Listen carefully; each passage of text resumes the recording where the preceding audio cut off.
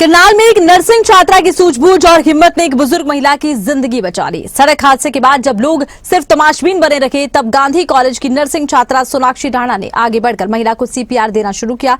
महज कुछ मिनटों की कोशिश के बाद महिला की सांसें लौट आई और सोनाक्षी के इस साहस ने साबित कर दिया है कि सही समय पर लिया गया एक छोटा सा कदम किसी की जिंदगी बचा सकता है। देखिए।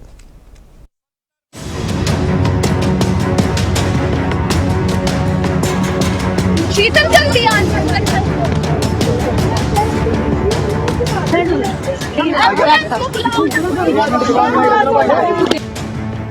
सड़क पर हादसा, चारों तरफ भीड़ और जिंदगी की आखिरी उम्मीद से जूझती एक बुजुर्ग महिला।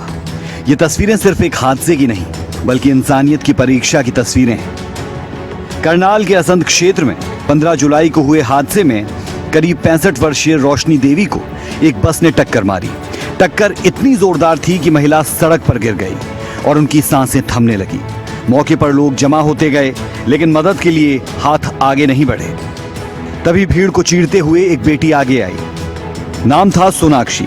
गांव राहड़ा की रहने वाली सोनाक्षी करनाल के गांधी कॉलेज में नर्सिंग द्वितीय वर्ष की छात्रा है। उसने अपनी पढ़ाई में सीखी जिंदगी बचाने वाली तकनीक को जमीन पर उतारा और बिना घबराए महिला को सीपीआर देना शुरू कर दिया। शीतल जल्दी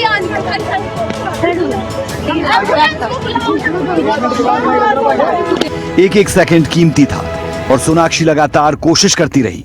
करीब 2 से 3 मिनट तक सीपीआर देने के बाद आखिरकार वो पल आया जिसका सभी को इंतजार था। रोशनी देवी की सांसें वापस लौटने लगी। एक छात्रा की समझदारी और हिम्मत ने एक परिवार की उम्मीदों को टूटने से बचा लिया।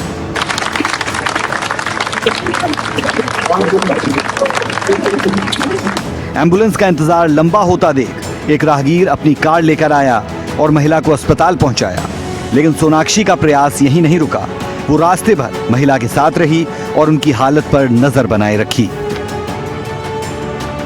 एक्चुअली हमारे 2 o'clock के बाद हम घर जा रहे थे, तो करनाल से असंध के बीच में एक लाडो धाम स्टॉप आता है। ये वहाँ की इंसिडेंट है जहाँ पे हम गवर्नमेंट बस से जा रहे थे और वो लेडी प्राइवेट बस से उतरी थी।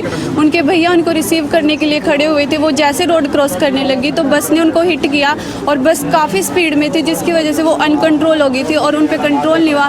ब्रेक लगाने की कोशिश की उन्होंने, लेकिन हुई नहीं वो, और फिर उन लेडी को वो हिट हो गए और उनको काफ़ी चोट आई है। सर पे हेड इंजरी ज़्यादा हुई है, उनकी इंटरनल चोट भी आई है। और फिर बाद में मैंने उनकी carotid pulse, radial pulse check की। फिर बाद में देखा कि वो अभी लाइव है, तो फिर मैंने उनको सीपीआर प्रोसेस शुरू की उनकी। रोशनी देवी के भाई सतपाल के लिए ये पल कभी ना भूल पाने वाला है।